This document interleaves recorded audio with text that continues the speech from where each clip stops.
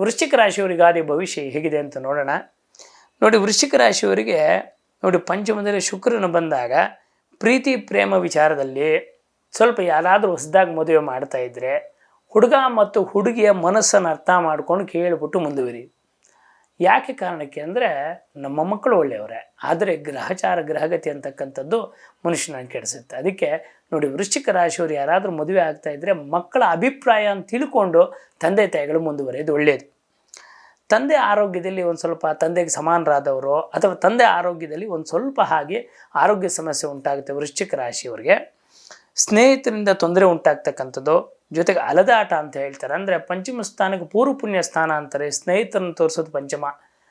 ಈ ಪಂಚಮದಲ್ಲಿ ಶನಿವತ್ ರಾಹು ಬಂದಾಗ ಸಾಧಾರಣ ವೃಶ್ಚಿಕ ರಾಶಿ ಗರ್ಭಿಣಿ ಸ್ತ್ರೀಯರು ಯಾರಾದರೂ ಹೊಸದಾಗಿ ಮದುವೆ ಆಗಿದ್ದರೆ, ಜೊತೆಗೆ ಯಾರಾದರೂ ಮಕ್ಕಳನ್ನು ಮಾಡ್ಕೊಳ್ಳೋ ಪ್ರಯತ್ನ ಪಡ್ತಾ ಇದ್ದರೆ ವೃಶ್ಚಿಕ ರಾಶಿಯವರು ದಯವಿಟ್ಟು ಜಾತಕಗಳನ್ನು ತೋರಿಸಿ ಆಮೇಲಿಂದ ನೀವು ಮುಂದುವರೆಯೋದು ಒಳ್ಳೆಯದು. ಕೆಲವರಿಗೆ 2 ಮಂತಲ್ಲಿ ನಮ್ಗೆ ಅಬಾರ್ಷನ್ ಆಯಿತು, 3 ತಿಂಗಳಲ್ಲಿ ಅಬಾರ್ಷನ್ ಆಯಿತು, 6 ತಿಂಗಳಲ್ಲಿ ಆಗುತ್ತೆ. ಯಾಕೆಂದರೆ ಹೆಣ್ಣಿಗೆ ತಾಯ್ತನ ತುಂಬ ದೊಡ್ಡದು. ಆದರೆ ಒಂದು ಬಾರಿ ಈ ಥರ ತೊಂದರೆ ಆಗಿಬಿಟ್ರೆ ಕಾರ್ಯ ಕಷ್ಟ ಆಗುತ್ತೆ. ಅದಕ್ಕೆ ವೃಶ್ಚಿಕ ರಾಶಿಯವರು ಯಾರಾದರೂ ಗರ್ಭಿಣಿಯ ಸ್ತ್ರೀಯರಿದ್ದರೆ ಅದನ್ನು ಪರಿಹಾರ ಕೊನೆಯಲ್ಲಿ ಹೇಳ್ತೀನಿ ನಾನು. ಚಿಕ್ಕ ಮಕ್ಕಳಿಂದ ತೊಂದರೆ, ಯಾವುದೋ ಮಕ್ಕಳನ್ನು ಕುಜನ ಸೂಚನೆ ಮಾಡೋದು ಚಿಕ್ಕ ಮಕ್ಕಳನ್ನು ಸೂಚನೆ ಮಾಡ್ತಾನೆ.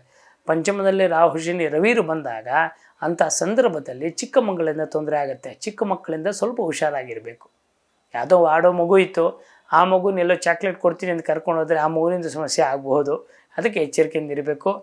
ಈ ವೃಶ್ಚಿಕ ರಾಶಿ ಗರ್ಭಿಣಿಯರು ಏನು ಮಾಡಬೇಕಂದ್ರೆ ನೋಡಿ, ದೇವಸ್ಥಾನದ ದೊಡ್ಡ ಮೆಟ್ಲಿರೋ ದೇವಸ್ಥಾನಕ್ಕೆ ಹೋಗಬಾರ್ದು.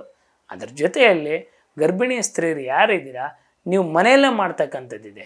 ಹಾಗಾಗಿ ನೀವು ಗರ್ಭಿಣಿ ಆಗಿದ್ದಾಗ ನೀವು ಏನು ಪಾಲನೆ ಮಾಡಬೇಕಂತಂದರೆ ದೇವಿ ಮಹಾತ್ಮೆ ಅಂತ ಪುಸ್ತಕ ಸಿಗುತ್ತೆ. ಆ ಪುಸ್ತಕವನ್ನು ತಂದು ದಿನ ಒಂದೊಂದೇ ಪೇಜ್ ಓದ್ತಕ್ಕಂಥದ್ದು. ಯಾಕೆಂದರೆ ನೀವು ಏನು ತಿಂತೀರಾ, ನೀವು ಏನು ಯೋಚನೆ ಮಾಡ್ತೀರಾ ಅದು ಮಗುವಿನ ಮೇಲೆ ಪರಿಣಾಮ ಆಗುತ್ತೆ ಹೊಟ್ಟೆಯಲ್ಲಿ. ಅದಕ್ಕೆ ಮಗುವಿನ ಮೇಲೆ ಒಳ್ಳೆಯ ಪರಿಣಾಮ ಆದರೆ ಮಗು ಒಳ್ಳೆಯದು ಹುಟ್ಟುತ್ತೆ, ತೊಂದರೆನೂ ಆಗಲ್ಲ. ಅದಕ್ಕೆ ದೇವಿ ಮಹಾತ್ಮೆನ ಪಾರಾಯಣ ಮಾಡೋದ್ರಿಂದ ವೃಶ್ಚಿಕ ರಾಶಿಯವ್ರಿಗೆ ಅನುಕೂಲ ಉಂಟಾಗ್ತಕ್ಕಂಥದ್ದಾಗುತ್ತೆ. ಒಳ್ಳೆಯದಾಗಲಿ ವೃಶ್ಚಿಕ ರಾಶಿಯವ್ರಿಗೆ ಈ ವರ್ಷ.